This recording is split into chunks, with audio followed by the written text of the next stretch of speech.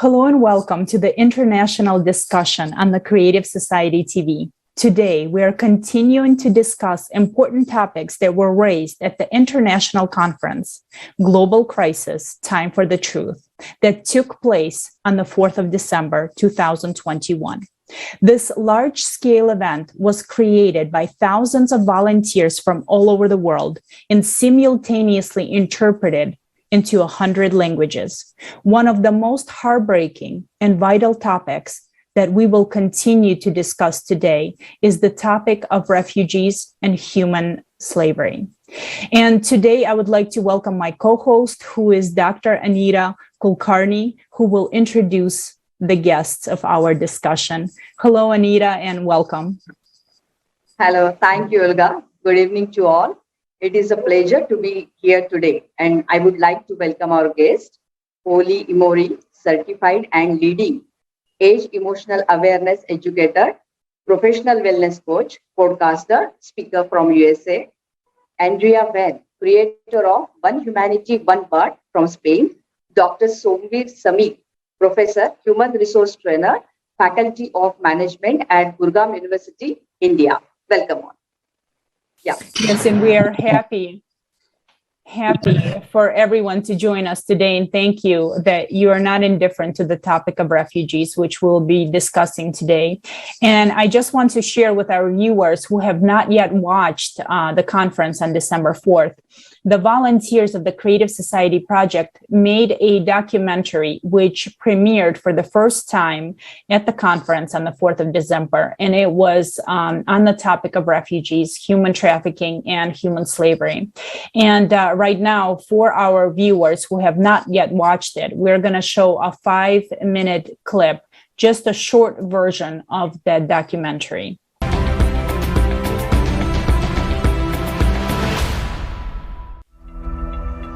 Why is there such inhuman treatment of people?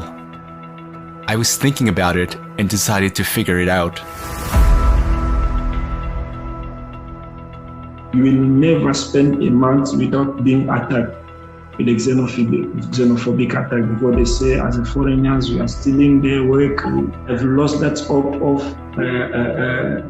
being in the great society. I don't know, I've lost that hope because seeing the way that people are being killed, seeing the way that people are being shot in my eyes. A child can be sold many times. I remember one day I came across the story of a girl who was, she was Turkish. She had been sold 17 times, and she had been trafficked from one country to another 17 times, and she had experienced only rape. I also sat in many auctions as a customer, as an undercover when I was doing the undercover. We were sitting for the auctions, 9-year-old girl, 10-year-old girl, as per the demands. So the trade called the first time sex. Whenever the auctions will happen, new girls arrive in the trade, so they put the auctions. So who will bid the last demand, the money, that person only will use that victim full night for his choice. The business that is made of spare parts, the human spare parts. How many children have been transferred from one place to another and then being operated on for some rich guys in different parts of the world to get a kidney or get something else from their bodies against their will. Black market, traffickers, mafia is part of this economy that is ruling the world. So what else I can say? That I only see that another possibility is to spend money instead of constructing walls like we are doing in Europe. In our society, human life has no value. How is it possible that instead of help, people encounter violence, aggression, abuse, and slavery? This is not a migration crisis, but this is a crisis of humaneness. people, by looking at the existing legal frame, will not ever be entitled asking for protection. Because you will ask them which country you're coming from, they will say there's no country.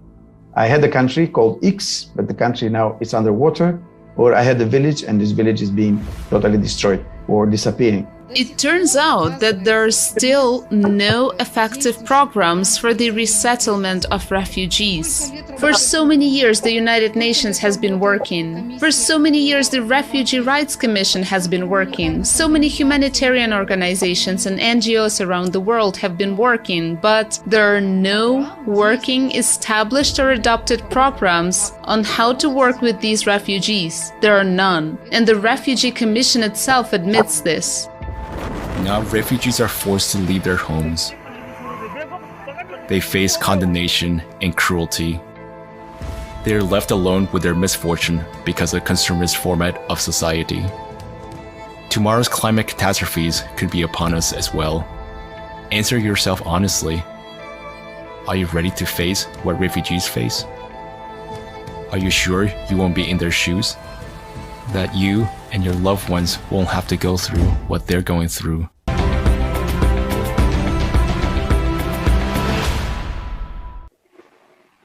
And that was only a 5-minute clip from the whole documentary that was aired on December 4th at the conference. And we already see the sad truth of what's truly happening worldwide. And this is a worldwide problem that we noticed from interviewing different people from around the world. And now let's move into our discussion as well. Holly, we know that you've watched the documentary itself, and maybe you can tell us what was most shocking for you and what was your initial reaction. Maybe there was something that was new to you that you found. Maybe you can just share. I don't know that it was, and thank you very much, by the way. Hi. I don't know that it was that much of a shock to me. I think the more shocking aspect is the level of unawareness on a global level. And the level of, or the lack of education on a fundamental level that this is going on, a strategic plan to help shift what we're seeing. We have a global responsibility as humans to, support and care for one another. And I think on a core level, there's an education piece that is missing around the globe. And I think once we spread education to the individuals that need it the most, we'll start to see a shift. I work with children that have wound up in the foster care system for various reasons. And I think, honestly, from a heart-centered place, I think when the adults fail the children do not have any other option. So they start to we see a lot of these people coming out of abusive situations. They basically do not know that they have human rights. There's just not that, we're not taught that. So once people are given the opportunity or the information, they do have value, then they can start to advocate. Not only we can advocate for others, but we can also advocate for ourselves. So I see this in the community of children that wind up on the streets because their families have failed them. But it's a problem that's existed for a very long time.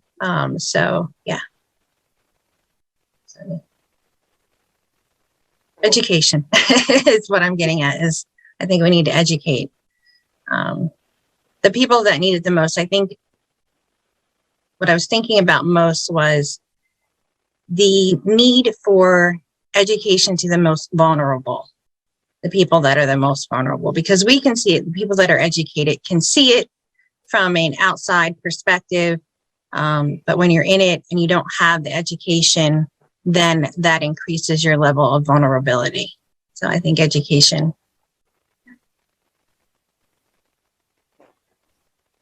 Thank you, Holly, for your valuable sharing. Now, I would like to ask Andrea, this topic is heartbreaking and it is difficult to watch and to even understand that this is really happening today in our civilized society. Why do you believe it is important to speak up about the shocking truth of the refugees and the human trafficking? Andrea. Well, first of all, thanks for having me, Dr. Anita, and all the Yatra TV team. It is so important to raise awareness on this topic, just like Holly was saying before. You have just said that we live in a civilized society. We're in century 21st century. 21st century, not in a single country slavery is legal, but yet more than 40 million people in 48 different countries are victims of slavery. 40 million people, from which the 71% of the total number of victims are women or children. There are 25 million victims of workforce, and almost 30% are children. We're talking about a civilized society, but yet I can tell you from recent statistics that the 40%, almost the half of the world population, don't have any access to education at all. We are talking that 40% of the people of this planet don't know how to read or how to write. They don't have any kind of resources. If we don't talk about such an international global problem that are the refugees, that we're talking about a human crisis, because refugees are humans. Sometimes people treat refugees like they were trash or in such an inhuman way that I think that we are not giving this topic the importance it has. The only way we can find a solution if we will face a problem and talk about it. And just like the Asian saying goes, if you are not part of the solution, you are part of the problem. If you are ignoring this situation, you are contributing to this situation. It has come to a way that, people from Europe and the first world countries have become insensitive to this topic because we believe that it doesn't affect us. We believe that we are so comfortable in our tiny little bubble that the only moment when people notice refugees, it's when they start hearing on the news that this is affecting our economy. Oh no, refugees are gonna harm the economy of my country. What a big problem. The way I see humans, and the reason why I created a global social movement that it's called One Humanity, One World, it's because I believe that we are just one human race, independent of your color of your skin, your culture, your language, your religion, beliefs, backgrounds. We are one human race. We are one humanity. And if we behave like one human family and we really cared as a whole, we wouldn't be indifferent of what is happening in the other side of the world, in other countries. We wouldn't be so insensitive. And that's because people haven't, especially the media, haven't worried to raise the awareness that is necessary for people to actually think about that those people that are suffering, that they are running away from their country because they are running away. They are not leaving their countries because they will love to. No, they have lost their families. They have lost their homes. They don't have nothing to do. They don't even have an identity any longer. They are running away. And we are not giving it the importance. We're treating it like it does affect us. It does affect us in a deeper way than just our economy. Until every single human being on this planet is free, freedom will not exist on Earth. So as long as one single soul remains as a victim on this planet, world peace will never be achieved. And I'm an advocate for human rights, and I'm always saying in a very optimistic tone that world peace is possible if we believe and if we care. Only then we can take actions like this. So answering to your question, that's why I believe it's so important to bring up this topic and have these kinds of conversation as we're having today. Thank you. Thank you so much, Andrea. Thank you, Holly. I agree. And, even while interviewing the people, the refugees, interviewing people that work with refugees and with human trafficking victims, it's heartbreaking hearing those stories. It's absolutely heartbreaking to see what kind of world we live in today. And we understand in it, but the understanding is there that we need to see this global problem, because if we do not see the problem, we're not going to get to the solution. And it's so important today to talk about these topics and not to put our head in the sand.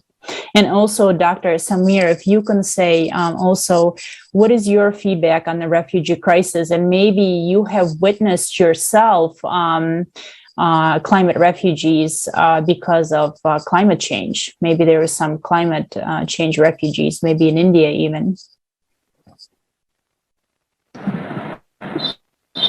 Yes, thank you so much for giving the opportunity to speak for such a nice issue, which is vulnerably spreading throughout the world due to climate change. Lots of people shifting their place, native place, and they are not able to get a good home or good, you can say, living to live in a quality life for their children and their family members. So due to political instability, somewhere people become refugees, somewhere due to the climate issues.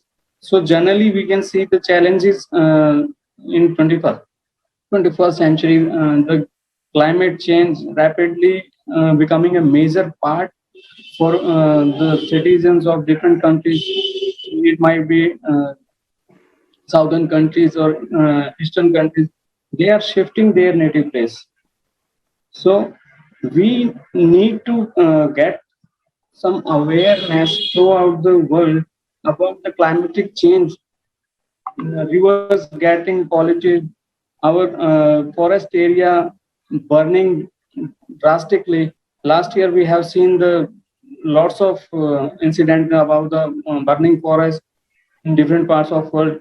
So it is a major issue from for the humanity to survive.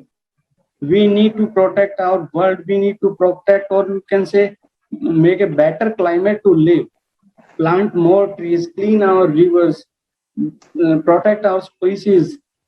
So we must think about the climatic aspect also. We are developing good technology and scientific improvements or innovations we are doing day by day. But the nature where we are living in, what the world we are going to give to our next generations. So this is the major issue, and this is the right time to think over this type of mega issues, we must say. Thank you, Dr. Samir, for your valuable sharing. It's true, we need to develop a good technology to overcome the climatic crisis. Today, we see that human life is not worth anything in the consumer society that we live in. We buy and sell not only things, but also people. Humans become a way to make a profit. And this is becoming a norm today. I have a question for our guest. In your opinion, can we solve the problem of refugees in the current consumer format of the society? To solve the problem, I think we need to shift people's perspectives. I'm going to piggyback kind of on what Andrea said about how the media portrays refugees, and we get this information, and this information is received in a way that this is going to impact us in a negative way. And I don't think that when you are supporting another human being in a time of, trouble, in a time where things are devastating, that can ever have a negative impact. I think we have to be willing to make sacrifices for one another, be willing to compromise so that our brothers and our sisters are safe and cared for and well. When we love one another and we treat each other as human beings and we value each other as human beings, the value just amplifies globally. The benefits are long-term. We have to look at the long-term. Maybe we might be uncomfortable for a little bit, but I don't really see that because it's not really impacting us. We have this perspective that we're going to be impacted in the negative way, but I don't know that connecting with another human being, I don't know another soul that I encounter. Look at us here today. We're connecting and we're talking about solutions for humanity and having compassion and empathy, and that has a huge benefit. It's a benefit that has a ripple effect that definitely impacts us all. It affects us all in a positive way. So I think, when we have the media that's, portraying this fear, this mass media of like, oh, okay, well, I think the planet's big enough. I think we have a big enough planet. There's plenty of land. We're not going to run out of room anytime soon, that we can make way for each other and we can support each other and we can start to educate. It's an opportunity. I think we have to look at it on a global scale, less as something that is detrimental. There's always an opportunity for growth, for healing, to have expanded compassion. So we absolutely can. We just have to shift our perspective. I mean, I think I've also, I do some work with a boutique nonprofit disaster relief here in the Atlanta area. And the one thing that I learned is that whenever you have, like, we're in this crisis, this humanitarian crisis of not just refugees, not just, pandemics and things like that. We're on a spiritual crisis. And we didn't get here overnight. And there is a long-term, we need a long-term plan. We do have to start somewhere. It's not just the climate, control or climate crisis as well. Like, we have all these different little micro things that we can start to address from just a base of value and humanity. We look at the 8 foundations and just valuing human life. Nature provides a lot of clues for us as humans. Nature is resilient, and humans are resilient by nature. We see it. I was in New York City at 9/11. So talking about, a crisis in the long term, the thing that I learned the most was that, everybody wants to come and help when the crisis has peaked, when the crisis is happening. But we have to look beyond the immediate of the crisis. We have to build a plan that goes beyond the immediate need of support. And there's a great opportunity for organizations like this here, like the Creative Society. And we see lots of organizations coming to the forefront, supporting humanity. But we have to have a longer perspective, because the immediate need is only part of the problem. We have to look at the long-term solutions. Like, if somebody you lose all of your stuff in a earthquake or a fire or whatever the case may be, and you lose all of your documentation, there's a long process that goes with that, besides the immediate needs of getting shelter and food and clothing and all of those things. You have to literally rebuild your life. So with the right, attention and awareness and education, we absolutely can solve these. And I don't want to say it's a crisis. I think it's an opportunity. I think we're in a very unique place as human beings. We're evolving, and we just have a massive opportunity to come together. And like Andrea said, we are one humanity, and to be able to support one another and to go beyond these invisible boundaries that we create of race and religion and gender and economic and all these other things. And it's just an amazing opportunity from where I sit. So, yeah. Can I say something according to what Holly said? Absolutely. Also, the fake frontiers of the countries. The famous Imagine song, "What if there were no countries?" If we were living on a Pangea, this wouldn't be my country. That wouldn't be your portion of the line. We will all be learning to share. And I love the fact that you have bring a positive vision over it, because only from a positive perspective, we can bring positive solutions instead of just focusing on complaining about the problem. So it's very important what you have done, Holly, to put us on that positive aspect. And I believe that this crisis have a solution, And as Holly said, if we're looking at the long term and not just what is bothering us at this moment, there's a Chinese saying that says that only one grain of rice can change the balance of these balance machines. Sorry, my Spanish made me forget the name, what the balance actually his name was. But if only one little grain of rice can change the balance, that means that the action, thoughts, and words of one human being can affect the entire result on this world. So what we do in our daily life does have a huge impact. I say that people is not yet aware of the power they have in their own hands, even if the crisis is very far away from you. There, as Dr. Sumvia was talking before, they are refugees due to the climate crisis. What are we doing in our daily life? Doesn't matter where we live. What are we doing in our daily life to not contribute to harm more the climate so we can prevent more climate catastrophes from happening? You don't necessarily, because many people tell me, well, I cannot fly to India or I cannot fly to Africa and help there because I can barely help myself. Yeah, maybe, but maybe you can adapt a more healthy lifestyle that doesn't damage the planet, that we end up creating climate catastrophes that would hurt other people. So what we do as individuals does matter.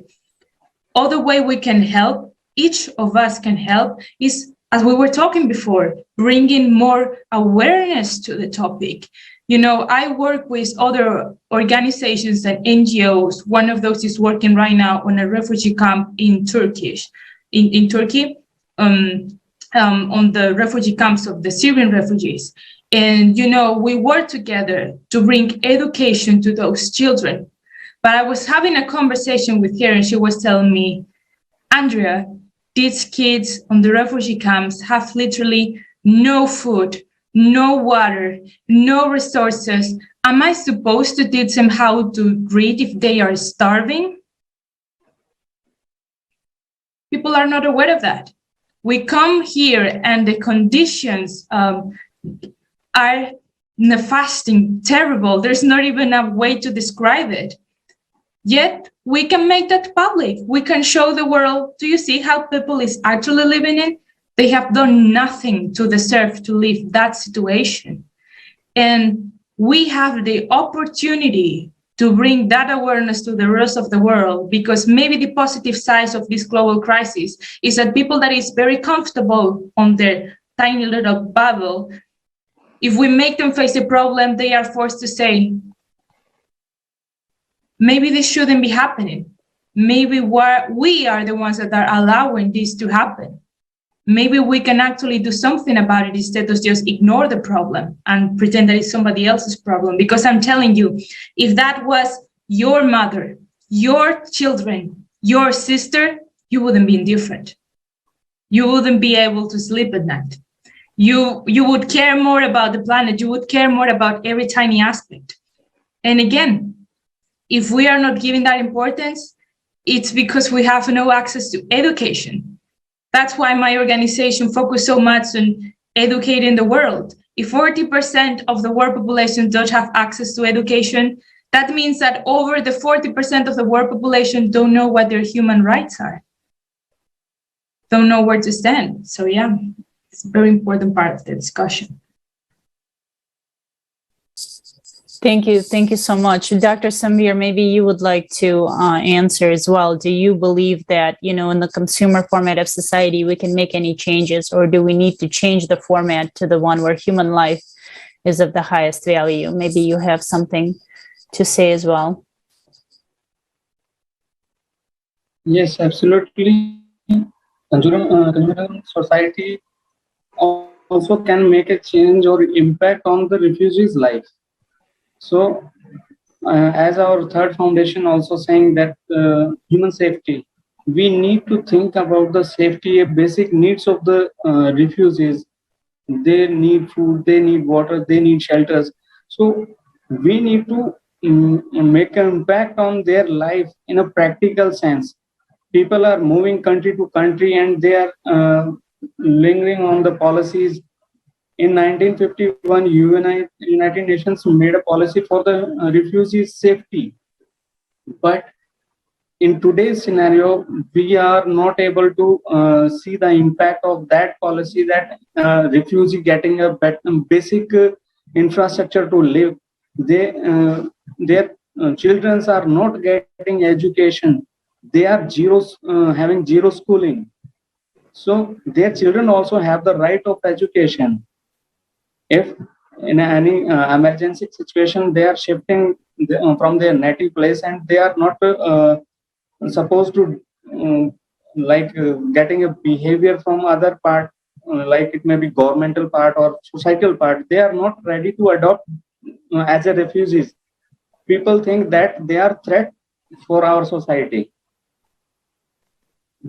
So in that way, we need to check if, as a human being, the first priority of us to realize that they also the human being. We need to behave in a good manner, with a polite way, love, empathy. They can sense everything.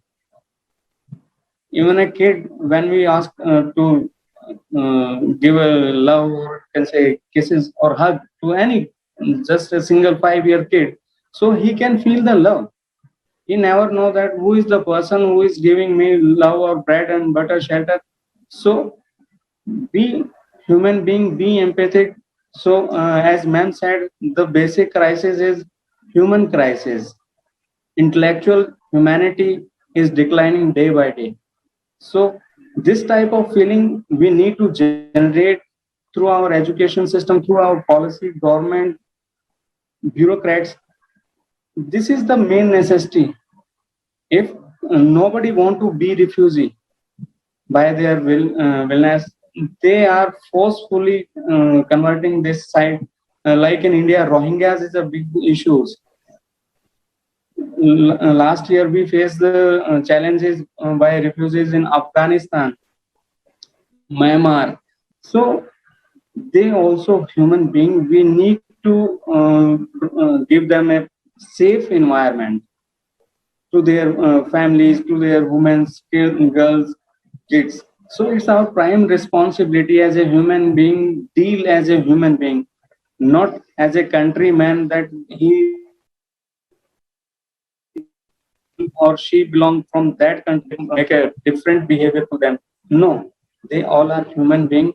We all are one. As we say, we are a family. All planet is our home, shelter, and we are living in. It's our, as a brother, sister, we are living in. It's our family. So it's our responsibility to protect their rights also. So this is from my side now. Thank you. Thank you for everyone for sharing. And we see that, you know, the consumer society has truly hit a dead end. And I think, you know, even for myself, I didn't realize what it means until we actually look around the world and we see all the crises we're facing today, you know, the refugee crisis, economic crisis, geopolitical crisis, environmental crisis, climatic crisis. We see so many things that are happening today. And unfortunately, today we do not have a solution that can solve all this until now, until the Creative Society, which, you know, is a project for all of humanity. This is a project that, and you mentioned the 8 foundations too, which we will get into next, but Creative Society will actually provide a future without wars, without conflicts, without violence, or without hunger. And it will bring our society to a new level of unity and peaceful development in all spheres of life. And as we say, you know, humanity doesn't need a revolution. We need an evolution. We need peaceful development in all spheres of life. And also the 8 foundations that Holly and Dr. Samir, both of you mentioned, for the past 10 years, volunteers from all over the world have been interviewing people worldwide to see what kind of world do they want to live in. How do they see these conditions, which will be perfect for their development, for the development of their kids? What is this peaceful world in which they would like to live? And that's how the 8 foundations of the Creative Society came to. And right now you can see them on the screen. And we will talk about the first 3 of the foundations as well. And, you know, these foundations, we can see that these pillars will actually take our society to a new level of peaceful development. And I believe that that is what all people want, as humanity is one big family, and truly there's no differences. There is no separations. And let's take a look at the first foundation of the Creative Society. Let's read it together. And maybe, Holly, you can please share, in your opinion, how would this first foundation help solve the crisis with refugees and human trafficking? And not only, and I will read the foundation and you'll see it on the screen as well. The first foundation is human life. Human life is the highest value. Life of any human has to be protected as one's own. The goal of society is to ensure and guarantee the value of each human's life. There is not and never can be anything else more valuable than a human's life. If one human is valuable, then all people are valuable. Well, we're looking at investing in human life. We have to invest in one another versus, product and financial gains. I think there's no greater payoff for humanity than to invest in one another through education, through compassion, through empathy. The greatest or the largest return on investment is when we invest in one another and we tap into the value that all humanity has, and we take away these imaginary or man-created boundaries that we have. Like, again, Andrea was saying, we're one society. Everybody gets panicky. I personally envision a world where there are no borders. Definitely we need to have some sort of order. That is just how the universe works. We need to have some sort of order in order to be able to thrive. But we can do so from a place of love and a place of compassion and investing in one another, and through that education piece and allowing people to grow and to tap into their potential. I mean, we are all creative beings. We have so many.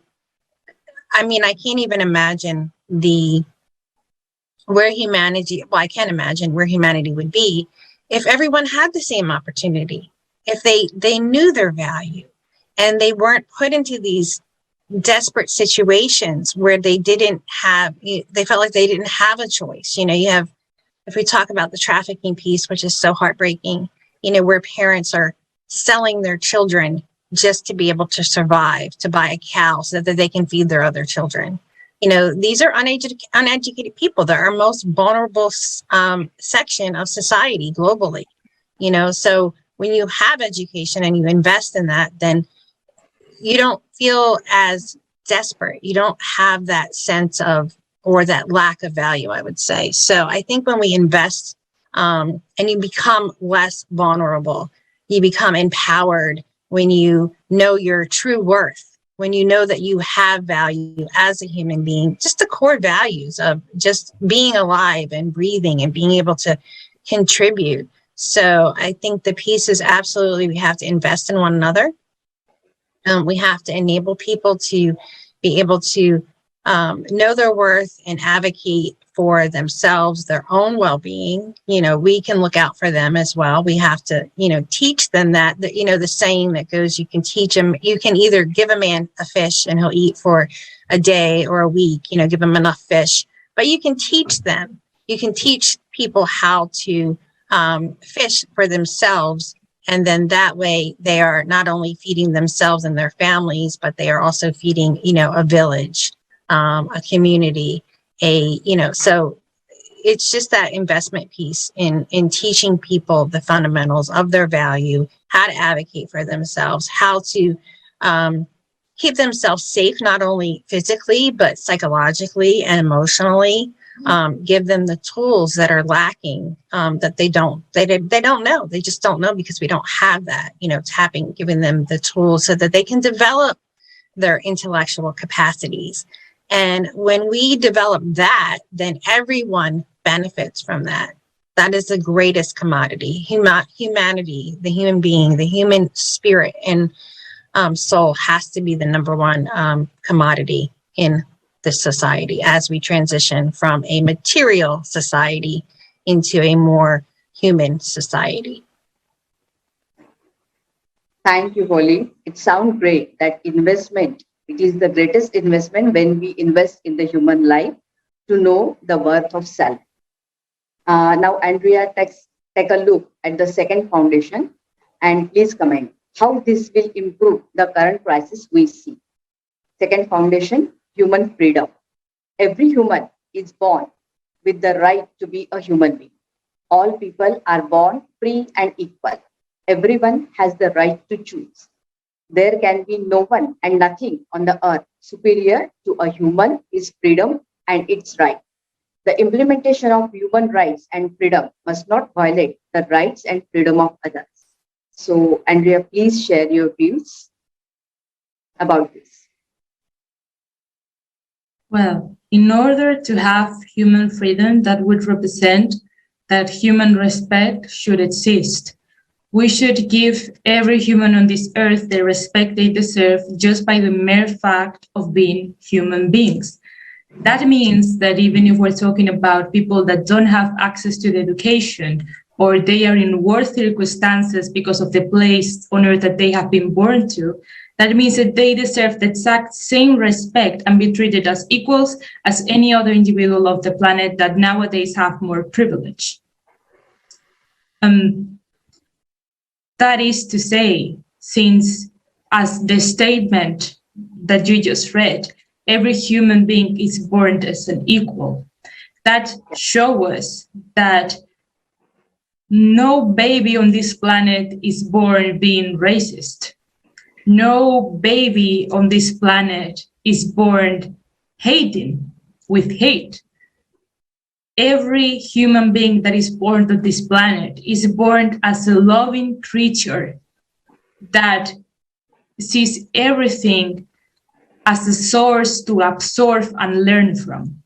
That means that things like hate, racism, division, those are things that children learn as they are growing up, because their family teach them that, because society teach them that, because children ultimately only absorb what is in their environment. But if you raised up a child with only these morals and statements like human life that you were talking before, human freedom that you're talking about, if you implement that as you're raising up or teaching your children on this planet, that means that you are creating a next generation of respectful humans, that we create a world where human freedom would be a reality. And I love that Olga said before, we don't need revolution, we need evolution. We need an evolution of our consciousness. We need evolution that is also tied to our education. And most importantly, how are we raising up the next generations? Are we raising up a generation that is insensitive to other human life? Are we raising up a generation that doesn't see refugees as human beings, that doesn't believe that everyone deserves the same freedom and rights? I am only 20 years old, and I have a lot of faith in my generation because I believe that we have shown that we care. Now, of course, not as many as needed care, but that's because we still haven't been talking about these topics. That's why it's so important for my generation to keep in mind how it's going to be the generation of the future. What children are we going to be raising up on this world? Because it all depends on us. What we are doing at our home, with our family, with our siblings, parents, the way we treat the people we love the most, it's more important than what your government is doing. It is, because in the future, that is not so far away as it seems, the destiny of humanity, you would realize that it has always been on your hands. And, you know, I was talking to a colleague of mine. It is estimated that in 2040, you know, in 2040, we're talking only like in 20 years, there will be no fish in the sea. That means that my children won't know where the fish is. Most of the 80% of wildlife will be extincted. That means that the butterflies I'm seeing today will no longer be in the future. What kind of world are we living for the future generations? What kind of legacy is your generation creating? What are you doing about it? Only if we ask ourselves these questions, we will believe in a world where human freedom is possible. Thank you. Thank you so much. Thank you, Andrea. Thank you, Holly. And then Dr. Sambir, you've already mentioned the third foundation of the Creative Society, but let's also, I'm going to read it, and then maybe you can also comment how can improve the living conditions for all if we implement all the foundations, including this one. The third one is human safety. No one and nothing in society has the right to create threats to the life and freedom of a human. Every human is guaranteed free provision of essential life necessities, including food, housing, medical care, education, and full social security. Scientific, industrial, and technological activities of the society should be aimed exclusively at improving the quality of human life. Guaranteed economic stability, no inflation and crisis, stable and same prices around the world, a single monetary unit, and a fixed minimum taxation or no tax. The security of human and society from any kind of threats is ensured by a unified global service that deals with emergency situations. What are your thoughts on that, Dr. Sambir?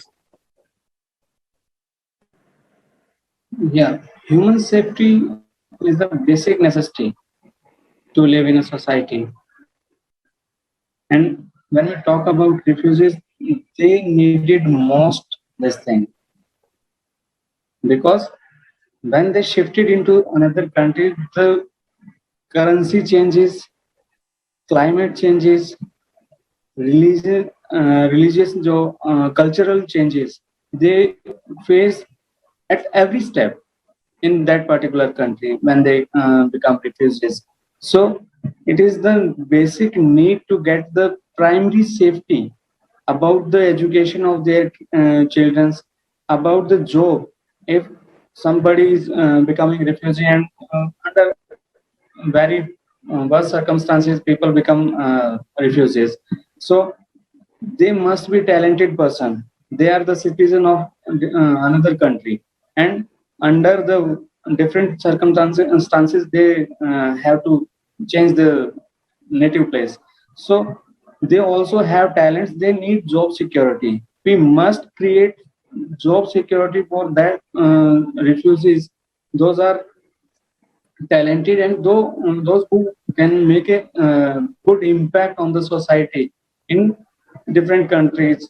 So women safety in part of economic safety, like at all level, all refugees will get a same price throughout the world with same currency. We doesn't need to you can say compare currency to currency.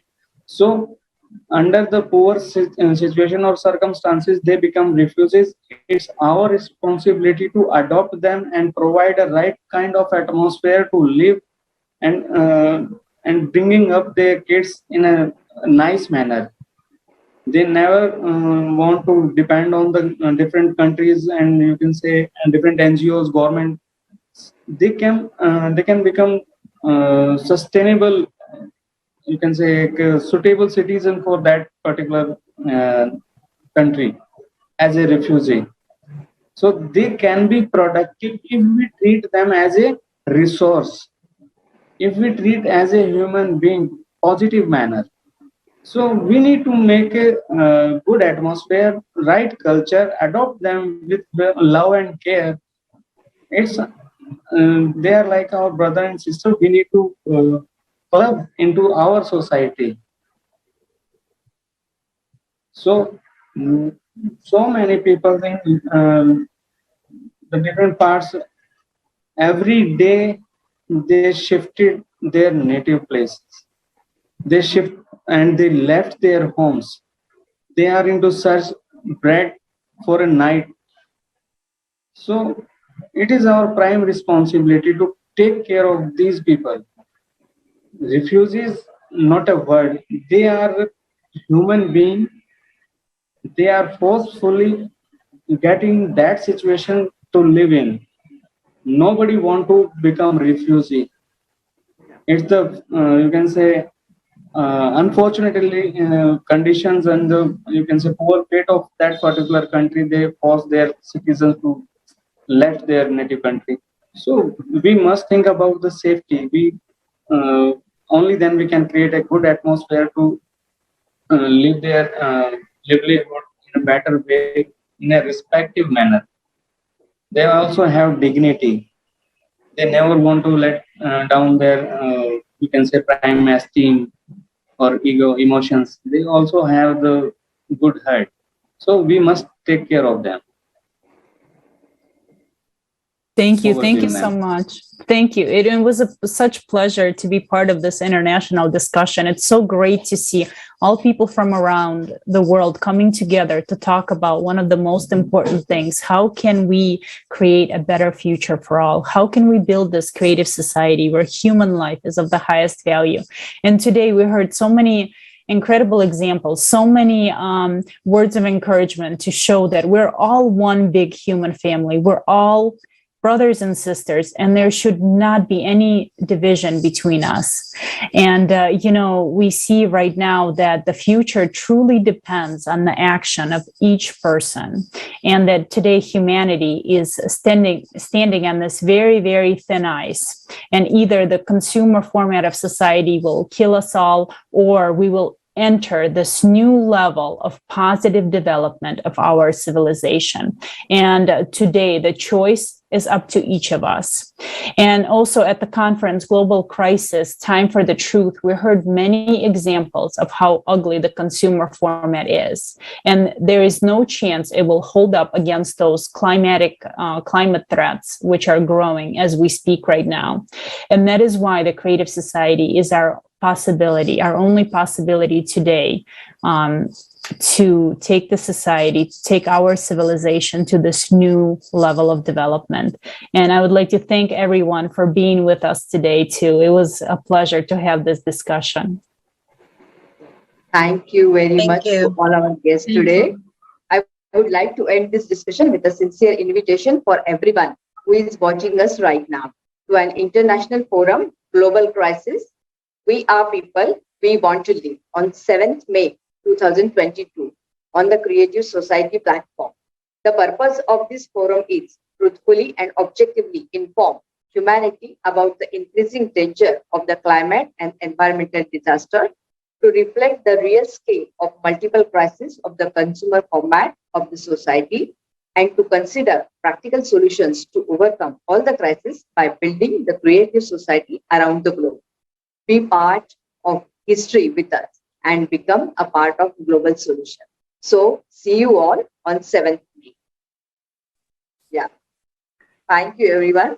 Thank you so much, everyone. And if you still have any questions, Thank you so much, comments, ma'am. Thank you so much. yes. And if Namaste, you would Mandy. like to be a Yes. part of this international discussion in the future, please email us at info@creativesociety.com. So thank you so much to all our speakers today. And until next time. Thank you. Yeah. Bye, Thank you. everyone. Thank you very much. Thank you. Bye.